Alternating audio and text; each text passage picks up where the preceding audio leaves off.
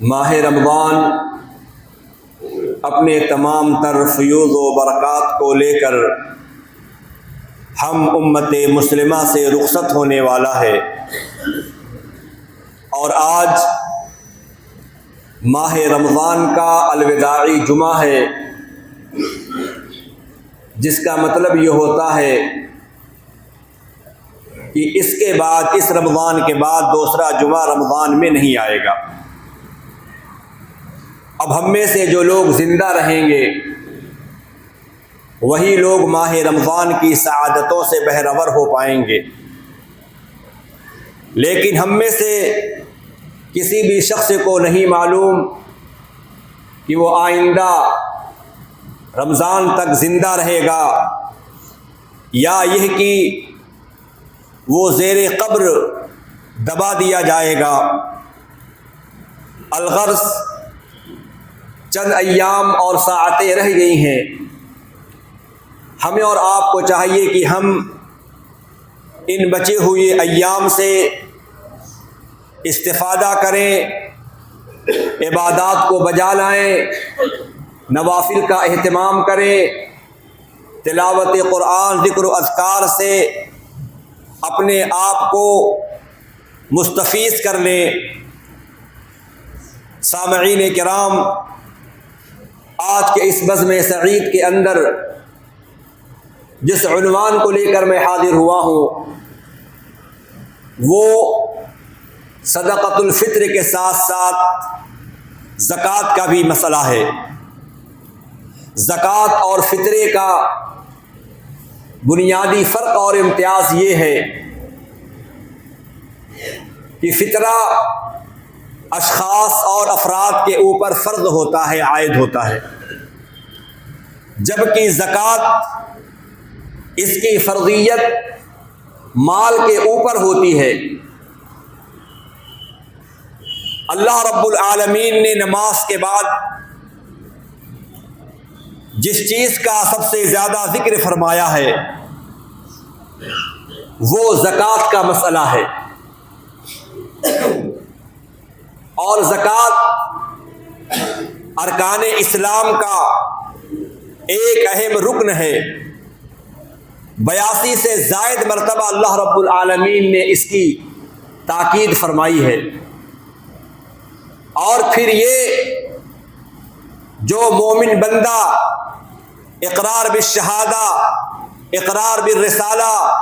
اور نماز پنجگانہ کے ساتھ ساتھ وہ مال کی زکوٰۃ نکالتا ہے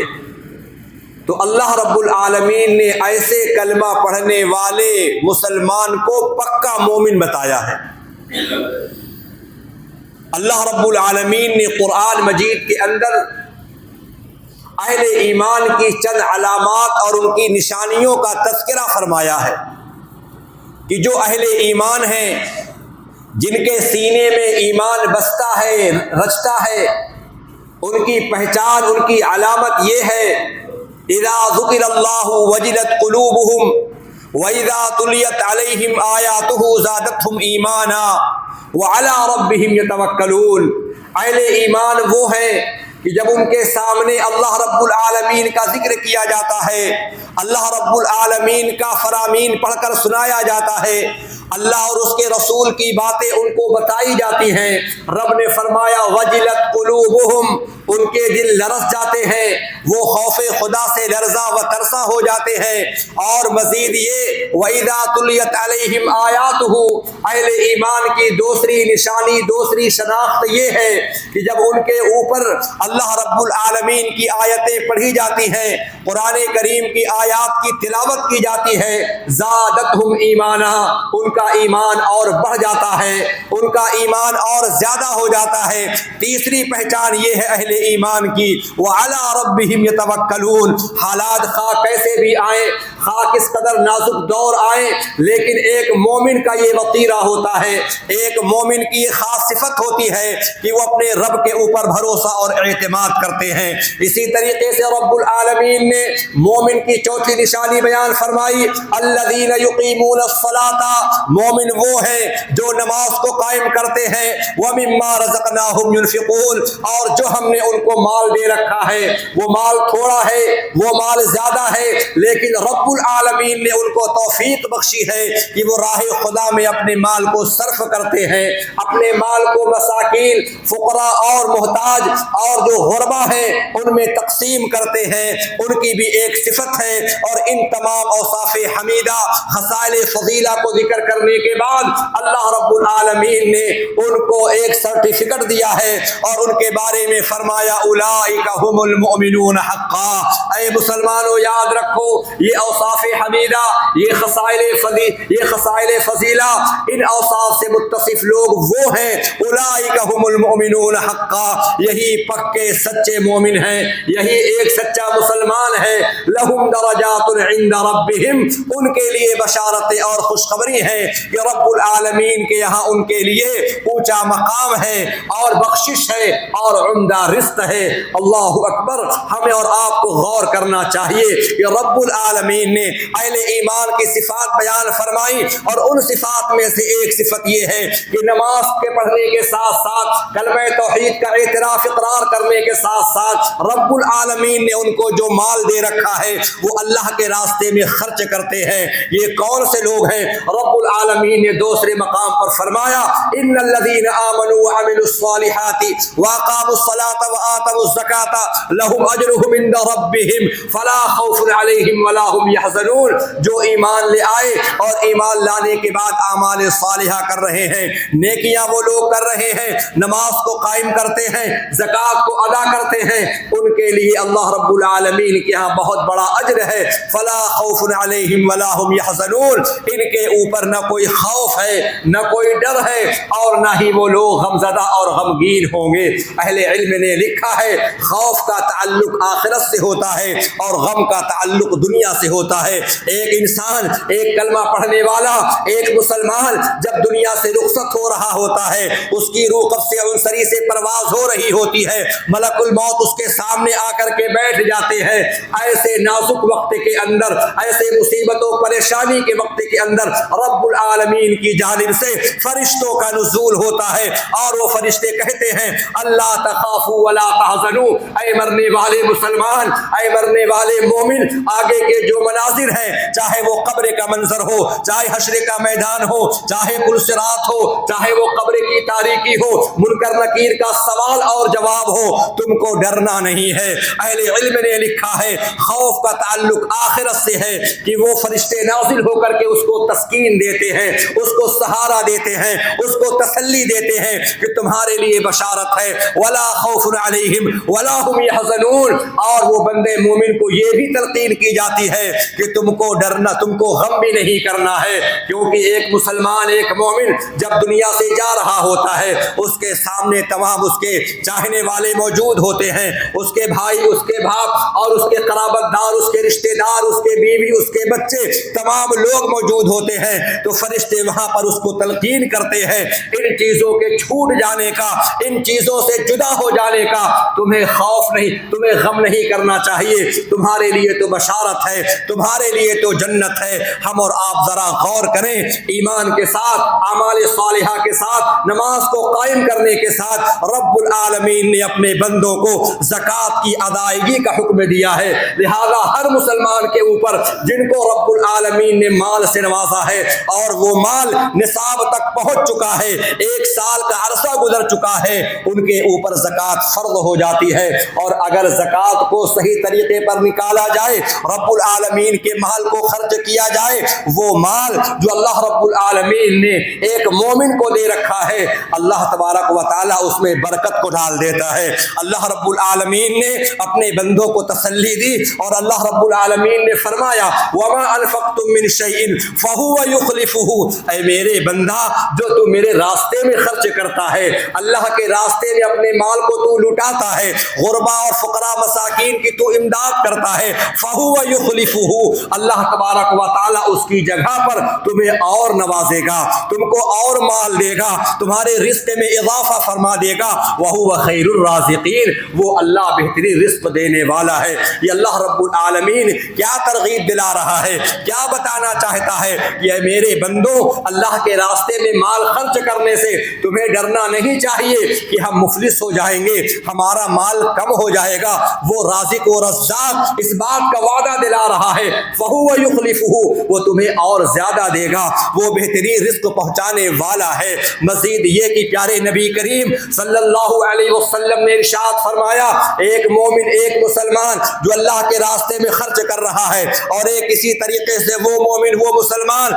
جو اپنے مال کو سمیٹ کر کے اور اپنے مال کو لپیٹ کر کے وہ رکھ رہا ہے، ایسے لوگوں کے بارے میں بھی فرشتے دعائیں بھی کر رہے ہیں، فرشتے بد دعائیں بھی کر رہے ہیں۔ ما من یوم یصبح العباد فیہ الا وملکان ینزلان، پیارے مصطفیٰ ارشاد فرماتے ہیں ہر روز دو فرشتوں کا نزول ہوتا ہے، اور وہ دو فرشتے دعائیں بھی دے رہے ہیں، ایک دعا دے رہا ہے اور دوسرا بد دعا دے رہا ہے۔ کیا دعا دے رہا ہے؟ پیارے مصطفیٰ فرماتے ہیں اللہم اعط منفقا خلفا، جو اللہ کے راستے میں اپنے مال کو لگا رہے ہیں، اپنے مال کی زکوٰۃ نکال رہے ہیں، غربا مساکین کی امداد کر رہے ہیں، راہ خدا میں اپنے مال کو صرف کر رہے ہیں، وہ فرشتے اوپر سے پکار لگاتا ہے اور کہتا ہے اللہم اعط منفقا خلفا، اے میرے اللہ، اے میرے مالک پاک پروردگار، جس نے تیری راہ میں اپنے مال کو خرچ کیا ہے، غربا مساکین کی مدد کی ہے،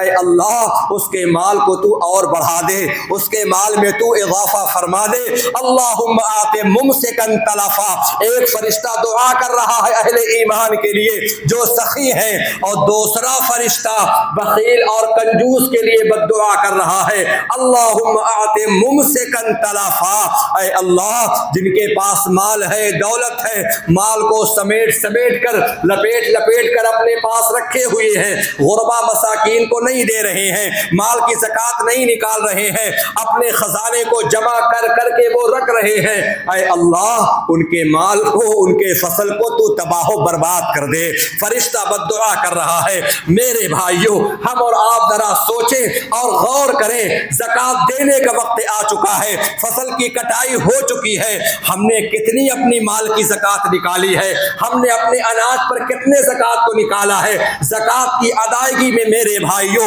کل بھی ہم کوتاہ بینی کے شکار تھے اور آج بھی کوتاہ بینی کے شکار ہیں۔ ہمارے یہاں کوئی نصاب نہیں، ہمارے کسانوں کا کوئی نصاب نہیں ہے، اپنی من چاہا زندگی کے مطابق جتنا دل چاہا ہم نے اپنے اناج کی زکوٰۃ نکال دی، اپنے مال کی زکوٰۃ نکال دی۔ ہم نے اس شریعت اسلامیہ کے بتائے ہوئے نصاب کو نصاب تسلیم نہیں کیا، جبکہ مال کی زکوٰۃ جو ہے وہ نصاب کے مطابق نکالنا چاہیے، نہ کم نکالو نہ زیادہ نکالو۔ رب نے فرمایا وَآتُوا حَقَّهُ يَوْمَ حَصَادِهِ، اگر تمہاری فصل کی کٹائی ہو چکی ہے، اناج تمہارے کٹ چکے ہیں، اس کے حق کو ادا کر دو، زکوٰۃ کو نکال دو، کٹائی کے دن زکوٰۃ کی ادائیگی کر دو۔ وَلَا تُسْرِفُوا، اور یہ بھی یاد رکھو زکوٰۃ کے نکالنے میں حد سے آگے بھی نہ بڑھ جاؤ کہ سارے مال کو اللہ کے راستے میں لٹا دو اور تمہارے بیوی اور بچے وہ بھوکے رہ جائیں، اس سے بھی ہمیں اور آپ کو گریز کرنا ہے، بچانا ہے۔ تو میرے بھائی ہم اور آپ ذرا دیکھیں،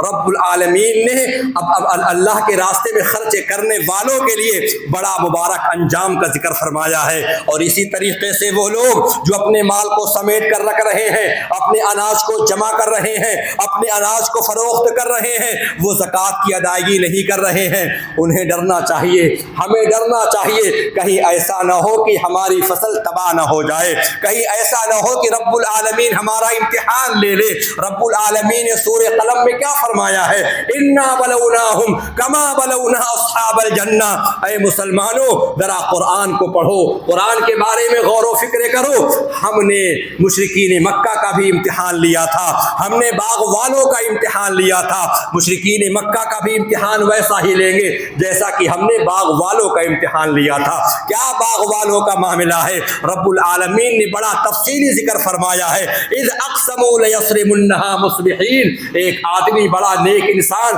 بڑا صالح، بڑا اچھا مرد مجاہد اور نہایت ہی وہ سخی اور فیاض، جب بھی اپنے باغ کی پھلوں کو اتارتا، اس کی باغ کی جو بھی پیداوار ہوتی اپنے گھر کے خراجات کو نکال کر، کھیتی باڑی کے خراجات کو نکال کر وہ غربا اور فقراء میں تقسیم کر دیا کرتا تھا۔ اس کے قرابت دار میں جو مسکین ہوتے، جو مفلس اور پریشان ہوتے، اپنے باغ کی پیداوار میں سے اس کا بھی ایک مخصوص حصہ وہ متعین کر دیتا اور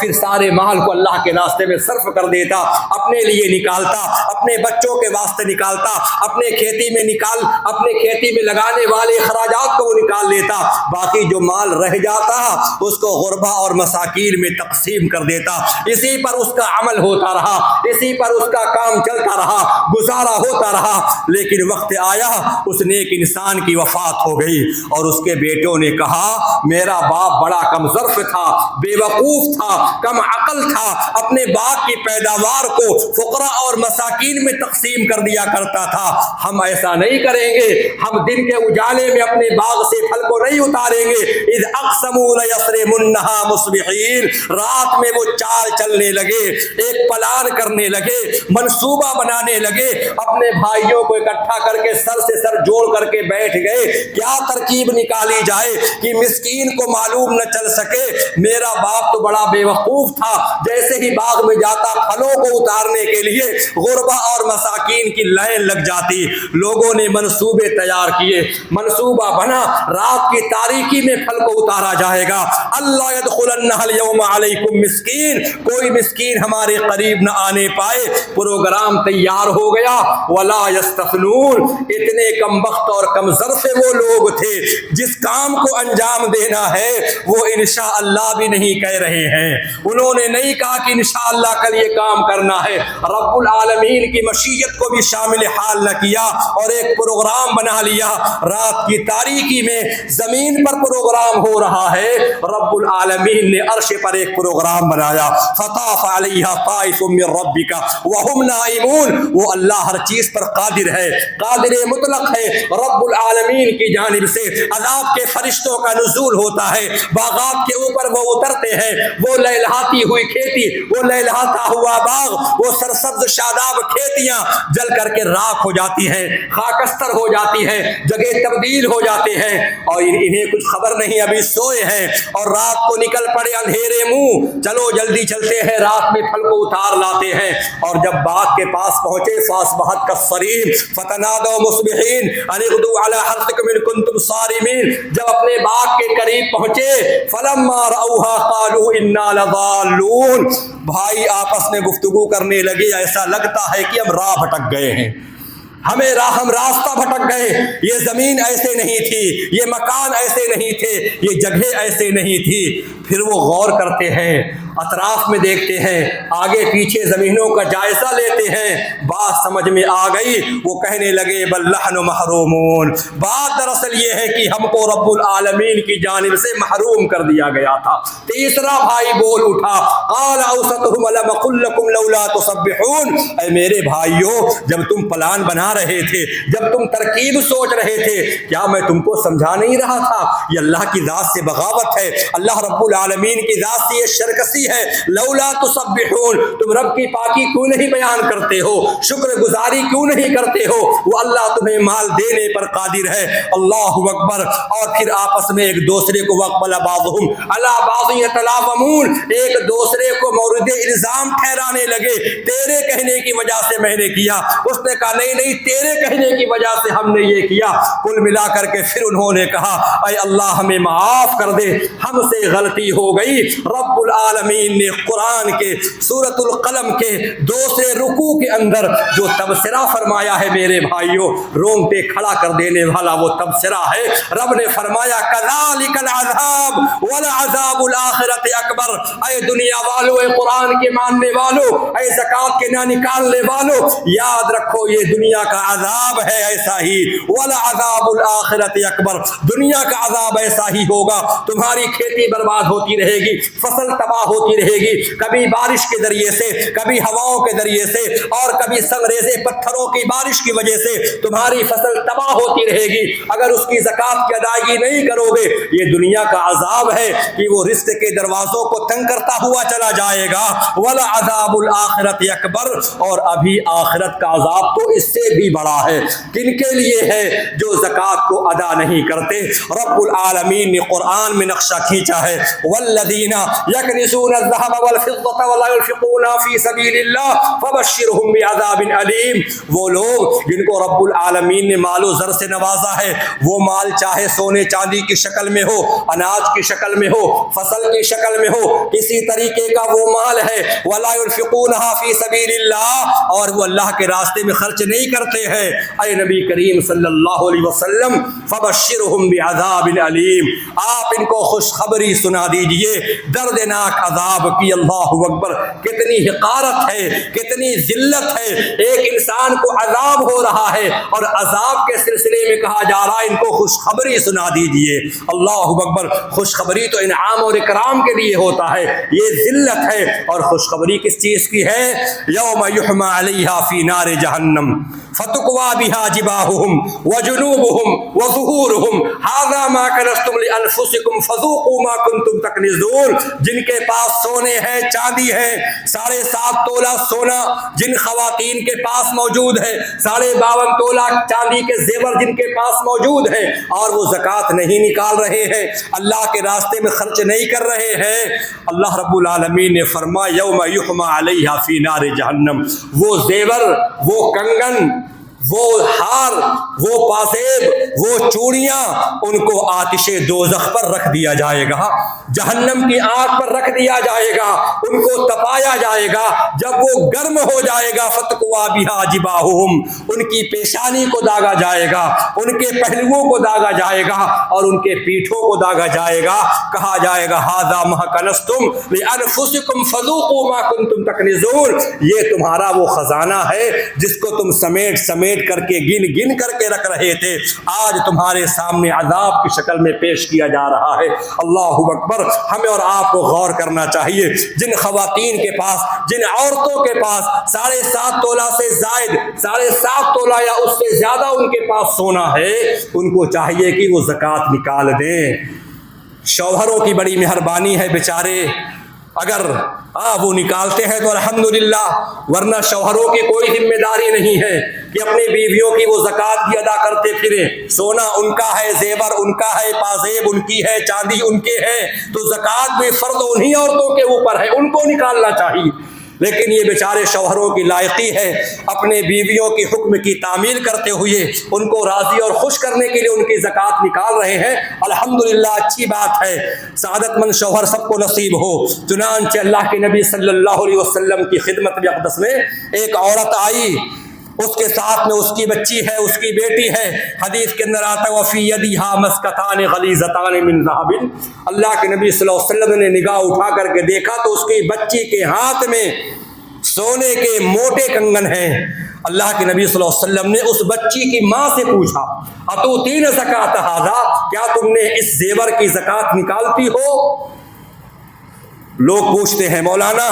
بیٹی کی شادی ہونی ہے، سونا میں نے خرید کے اس کے نام پر رکھ لیا ہے، کیا اس پر زکوٰۃ نکالنا فرض ہے میرے اوپر؟ وہ میرا نہیں، میری بیٹی کا ہے۔ شادی سے پہلے وہ ماں باپ اس کے ذمہ دار ہے، اس کے مالک ہے، ماں باپ کو وہ سونے کی زکوٰۃ نکالنی ہوگی۔ اللہ کے نبی صلی اللہ علیہ وسلم نے بچی سے نہیں کہا کہ تم نے زکوٰۃ دیا کہ نہیں دیا، بلکہ اس کی ماں سے پوچھا اللہ کے نبی صلی اللہ علیہ وسلم اتؤتین زکاۃ ھذا، کیا تم نے زکوٰۃ کو ادا کیا ہے؟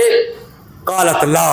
یا رسول اللہ، اے اللہ کے نبی صلی اللہ علیہ وسلم ہم نے زکوٰۃ تو نہیں نکالا ہے۔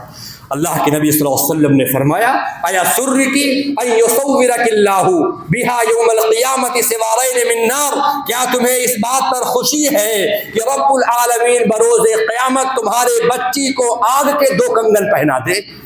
کیا تم اس بات پر راضی ہو کہ آگ کے کنگن تم کو پہنا دیے جائیں؟ وہ خاتون لرزہ بر اندام ہو گئی، وہ ڈر گئی، وہ سہم گئی، اپنے بچی کے ہاتھ سے کنگن کو نکالا، رسول اکرم صلی اللہ علیہ وسلم کے دربار میں پیش کر دیا۔ یا رسول اللہ، آپ جہاں چاہیں جیسا چاہیں اللہ کے راستے میں آپ لگا سکتے ہیں، اجازت ہے، اس کی زکوٰۃ جتنا بھی بنتا ہے آپ اپنی زکوٰۃ نکال لیجئے اس میں سے۔ تو میرے بھائیوں، کہنے کا مقصد یہ ہے کہ زکوٰۃ یہ اسلام کا ایک اہم رکن ہے۔ اگر 7.5 تولہ سونا ہے، 52 تولہ چاندی ہے، اس پر زکوٰۃ فرض ہے۔ کاغذی روپے پہ زکوٰۃ کا فرض ہوگی۔ علماء نے لکھا ہے کہ 52.5 تولہ سونے اور چاندی میں سے ان دونوں کے مقابلے میں جو سستا دھات ہوگا، تو سونے کے مقابلے میں چاندی سستی ہے، تو جس کے پاس 52.5 تولہ کی جو رقم بنتی ہے، 52.5 تولہ چاندی کی جو رقم بنے گی، وہ رقم اگر کسی کے پاس موجود ہے، مثال کے طور پر 52.5 تولہ چاندی اگر 2 لاکھ روپے کی ہے، اگر کسی کے پاس 2 لاکھ روپے آ گئے اور یہ 2 لاکھ روپے اس کے پاس سال بھر رکا رہ گیا، ایک ہوتا ہے پیسہ آتا گیا خرچ ہوتا گیا، اس پہ زکوٰۃ نہیں ہے، زکوٰۃ سیونگ پر ہے، بچت پر ہے۔ اگر وہ بچ نہیں رہا ہے، آ رہا ہے، خرچ ہو رہا ہے، تو زکوٰۃ فرض نہیں ہے۔ وہ الگ بات ہے کہ آپ اللہ کے راستے میں نکال رہے ہیں، وہ صدقہ ہے، عام صدقہ ہے۔ زکوٰۃ کے فرض ہونے کے لیے 52.5 تولہ چاندی کے قیمت کے برابر رقم میرے پاس آ جائے، اور یہ رقم جو کی تو میرے پاس سال بھر باقی رہ جائے، اور اگر 6 مہینے تک باقی رہی، 10 مہینے تک باقی رہی، گھر میں ضرورت پیش آ گئی، ہم نے پیسے کو پھر کہیں لگا دیا، اب زکوٰۃ فرض نہیں ہے۔ وہ مال جو ہے وہ باقی رہ جائے سال بھر، اس کے اوپر تب جا کر کے زکوٰۃ فرض ہوگی 40واں حصہ۔ تو 52.5 تو اس کا زکوٰۃ کیسے نکالی جائے گی؟ جس کے پاس سونے 10 تولہ ہے، 20 تولہ ہے، 16 تولہ ہے، لوگ ہر سال مسئلہ پوچھتے ہیں، مولوی صاحب میری زکوٰۃ نکال دیجئے۔ سادہ سا آسان طریقہ یہ، جتنے بھی سونے آپ کے پاس ہیں اس کی قیمت آپ معلوم کر لیں، سونار سے پوچھ لیں میرے پاس 9 تولہ سونا، اس کی کیا قیمت ہے،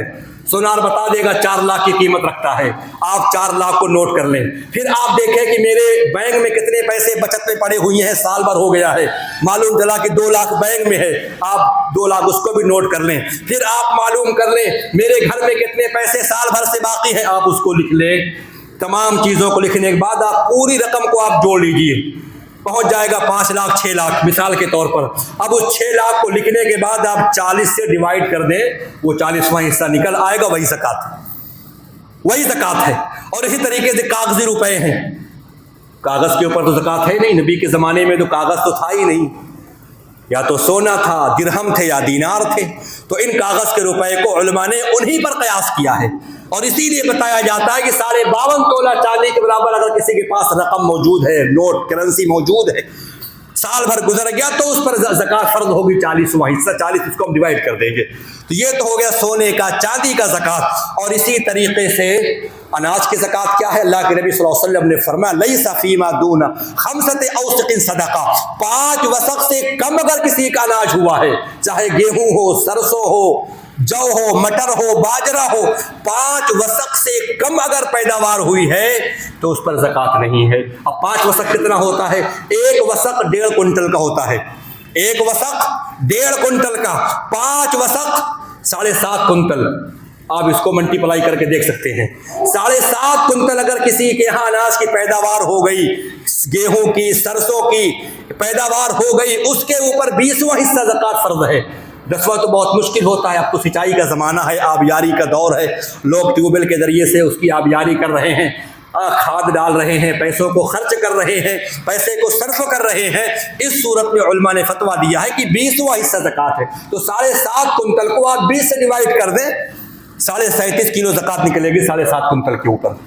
اور یا پھر سیدھا آپ نکال دیں 20 بوری پر 1 بوری، وہ بھی زکوٰۃ ہو جائے گی۔ 7.5 کنٹل پر 20واں، 7.5 کنٹل سے کم پیداوار اگر کسی کی ہے، 7 ہی کنٹل اناج نکلا ہے، 7 ہی کنٹل وہ سرسوں کی پیداوار ہوئی ہے، تو اس پر زکوٰۃ نہیں ہے۔ 7.5 کنٹل اگر پیداوار ہے تو اس پر 20واں حصہ زکوٰۃ ہے، 20واں حصہ 7.5 کنٹل میں 37.5 کلو نکلے گا۔ اللہ اکبر۔ تو ان مالوں کی زکوٰۃ ادا کرنا نہایت ضروری ہے۔ اللہ کے نبی صلی اللہ علیہ وسلم نے فرمایا من آتاہ اللہ مالا فلم یؤد زکاتہ مثل لہ، جو اس کو رب العالمین نے مال دیا، اور وہ مال چاہے زیور کی شکل میں ہو، چاندی کی شکل میں ہو، سونے کی شکل میں ہو، اناج کی شکل میں ہو، مٹر، چنا باجرہ کی شکل میں اور کسی بھی شکل میں وہ مال موجود ہے جو نصاب تک پہنچ چکا ہے، فلم یؤدی زکاتہ مثل لہ یوم القیامۃ شجاعا اقرا، تو وہ مال اس کا بروز قیامت گنجا سانپ کی شکل میں بن کر کے ظاہر ہوگا۔ وہ مال، وہ روپے جس کو جمع کیا تھا، گنجا سانپ، گنجے سانپ کی حکمت کیا ہے؟ علماء نے، محدثین نے لکھا گنجا سانپ کیوں لکھا گیا، شجاع الاقرا کیوں کہا گیا؟ کیونکہ شجاع الاقرا اس سانپ کو کہتے ہیں جس کے اندر اتنا خطرناک زہر ہوتا ہے، زہر کی وجہ سے اس کے سر کا بال بھی غائب ہو چکا ہے، بالکل وہ گنجا سانپ ہے۔ لہو زبیبتان، اس کے ماتھے پر، پیشانی پر 2 کالے نقطے ہوں گے، جس خطرناکی کی طرف اس کے اشارہ ہے، نہایت وہ خطرناک، اور پھر وہ سانپ اس کو دوڑائے گا مال والے کو، اور ثم یاخذ بالحزمتیہ یعنی بشقیہ، جبڑے کو چیرے گا، اس کو دوڑائے گا اور کہے گا انا مالک وانا کنزک، اے صاحب مال، اے دنیا کا دولت پرست، میں تیرا مال ہوں، میں تیرا خزانہ ہوں، انا مالک وانا کنزک، میں تیرا ہی مال ہوں، تو کہاں بھاگ رہا ہے؟ میں تیرے پیچھے آ رہا ہوں، تو بھاگ کر جائے گا کہاں؟ تو زکوٰۃ، اس کے بعد اللہ کے نبی صلی اللہ علیہ وسلم نے قرآن کریم کی ایک آیت کی تلاوت فرمائی، وَلَا يَحْسَبَنَّ الَّذِينَ يَبْخَلُونَ بِمَا آتَاهُمُ اللَّهُ مِنْ فَضْلِهِ، وہ لوگ جو کنجوس ہیں، جو بخیل ہیں، مال کو اپنے حق میں اچھا نہ سمجھیں، بلکہ وہ مال اگر زکوٰۃ نہیں نکالی جائے گی تو ان کے گلے کا وہ طوق بن جائے گا سانپ کی شکل میں۔ اللہ اکبر۔ تو یہ مال کی زکوٰۃ ہو گئی، اور اس جو مال کے اوپر زکوٰۃ فرض ہے، اور ایک زکوٰۃ کیا ہے جس کو میں نے شروع میں بتایا، زکوٰۃ الفطر، جس کو فطرہ کہتے ہیں۔ یہ مال پر فرض نہیں ہوتا ہے، یہ لوگوں پر فرض ہوتا ہے، چاہے وہ غلام ہو، آزاد ہو، مرد ہو، عورت ہو، چھوٹا ہو، بڑا ہو، مسلمان ہونا چاہیے۔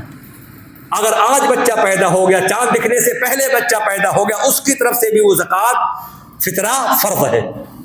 اللہ کے نبی صلی اللہ علیہ وسلم نے فرمایا کہ صدقۃ الفطر کو اللہ رب العالمین نے فرض قرار دیا ہے، ہر مسلمان، مرد، عورت، چھوٹے بڑے، تمام لوگوں کے اوپر۔ اور اللہ کے نبی صلی اللہ علیہ وسلم کے زمانے میں 4 چیزوں سے لوگ صدقۃ الفطر ادا کیا کرتے تھے، جو سے، پنیر سے، منقع جسے کشمش کہا جاتا ہے، ان چیزوں سے وہ فطرانے کی ادائیگی کیا کرتے تھے۔ لیکن آج وہ چیزیں ہمارے ہاں جو عام خوراک ہے، چونکہ حدیث کے اندر طعام کا لفظ آتا ہے، اور طعام کا اکثر محدثین نے اور علماء نے جو ترجمہ کیا ہے طعام کا، وہ اناج سے کیا ہے، اور کہا جو تمہارے شہر کی عام خوراک ہو، ورنہ اللہ کے نبی صلی اللہ علیہ وسلم کے زمانے میں سعیر جو کا لفظ آتا ہے، عقد پنیر کا لفظ آتا ہے، تمر کا لفظ آتا ہے، تو زبیب کسمس کا لفظ آتا ہے۔ یہ 4 چیزیں ہیں جس کو صحابہ کرام نکالا کرتے تھے، وہاں پر وہ عام تھی۔ لیکن جو طعام ایک حدیث میں آیا ہوا ہے، اس سے علماء نے کہا ہے طعام کھانے کو، اور کھانا اناج ہی کا بنتا ہے، تو لہذا اناج کی فطرانہ نکالنا یہ جائز ہے۔ اور کتنا نکالنا ہے؟ صحابہ کرام کا بیان، اللہ کے نبی صلی اللہ علیہ وسلم کے زمانے میں ہم 1 سا نکالا کرتے تھے، 1 سا، تو 1 سا نکالے، ہر شخص، ہر نفر کی جانب سے 2.5 کلو اناج فطرانے میں نکالنا یہ واجب ہے، فرض ہے۔ عیدگاہ میں جانے سے پہلے اس کو آپ ادا کر دیں، اور کب نکالنا مستحب ہے، کب نکالنا افضل ہے، حدیث کے اندر آتا ہے کہ صحابہ کرام آخری روزہ افطار کر کے 29 یا 30 کا روزہ مکمل کرنے کے بعد اپنے فطرانے کو نکال کر کے مستحقین تک، یا بیت المال کا نظم ہے وہاں پہنچا دیا کرتے تھے۔ عیدگاہ جانے سے پہلے فطرہ مستحقین تک پہنچ جائے، اور اگر سستی ہو گئی، کوتاہی ہو گئی، فطرہ گھر میں باقی رہ گیا، مستحقین تک نہیں پہنچا، تو وہ فطرہ نہیں ہوگا، بلکہ وہ عام صدقہ ہو جائے گا، وہ عام صدقہ ہو جائے گا۔ لہذا ہمیں اور آپ کو آخری روزہ افطار کر کے اس فریضے کو ادا کر لینا چاہیے۔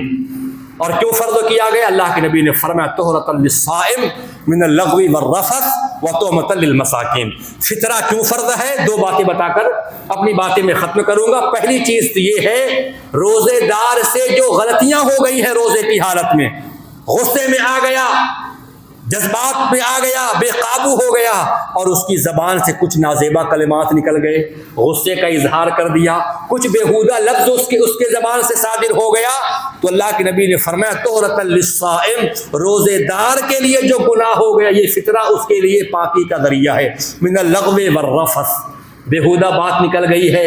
کچھ فحش بات ہو گئی ہے جانے انجانے میں تو یہ ذریعہ ہے کہ روزے دار کا جو روزہ ہے اس فطرے کی وجہ سے وہ پاک اور صاف ہو جائے گا. ایک حکمت یہ ہے. دوسری حکمت کیا ہے؟ وہ طعمۃ للمساکین، جو ہمارے سماج اور معاشرے میں مسکین ہیں، محتاج ہیں، غریب ہیں، ان کے لیے بھی اناج اکٹھا ہو جائے، ان کے کھانے پینے کا بندوبست ہو جائے. تو اس کی حکمتیں یہ ہیں. اللہ تبارک و تعالی ہم تمام لوگوں کو قرآن و سنت کے مطابق عمل کرنے کی توفیق عطا فرمائے. اللہ تعالی ہمیں اور آپ کو زندگی میں ایک مرتبہ پھر سے اور بار بار یہ ماہ رمضان نصیب فرماتا رہے، اور اللہ تعالی ہمیں اور آپ کو عبادت کرنے کی توفیق فرماتا رہے. اللہ تعالی ہماری نیکیوں، ہم لوگوں کی نیکیوں کو قبول فرمائے. اللہ ہمارے روزوں کو قبول فرمائے. اللہ ہمارے قیام اللیل کو قبول فرمائے. اللہ تعالی ہمارے عبادات کو قبول فرمائے. صدقات اور خیرات کو اللہ قبول فرمائے. اے اللہ تعالی ہم میں جو موجود نہیں ہیں ان کی تو مغفرت فرما دے، اور اے اللہ جو آج یہاں پر موجود ہیں اللہ ان کی زندگی میں تو وفا کرنا کہ وہ پھر سے ماہ رمضان کو پا سکیں، نیکیوں کو بجا لائیں. اللہ تعالی ہمیں اور آپ کو زندگی میں بار بار یہ مبارک ایام، مبارک مہینہ نصیب فرماتا رہے، اور اللہ تعالی ہمیں اور آپ کو یوں ہی نیک عمل توفیق فرماتا رہے. آمین. اللہ تبارک و تعالیٰ کا ہم شکریہ ادا کرتے ہیں کہ رب العالمین نے ہم تمام مسلمانوں کو ماہ رمضان نصیب فرمایا، اور ماہ رمضان کے 4 جمعے ہم لوگوں کو نصیب فرما دیے. ہم نے جو بھی عبادتیں کی ہیں دل کی گہرائی سے اور آپ کو دعا کرنا چاہیے اللہ تعالی ہماری ان عبادتوں کو قبول فرما لینا. صحابہ کرام 6 ماہ تک دعا کرتے تھے، اے اللہ ہماری نماز کو، ہمارے روزے کو تو قبول فرما لینا. نیکی کرنا تو آسان ہے لیکن قبول ہو جائے یہ بڑی بات ہے میرے بھائیوں. وآخر دعوانا الحمد للہ رب العالمین.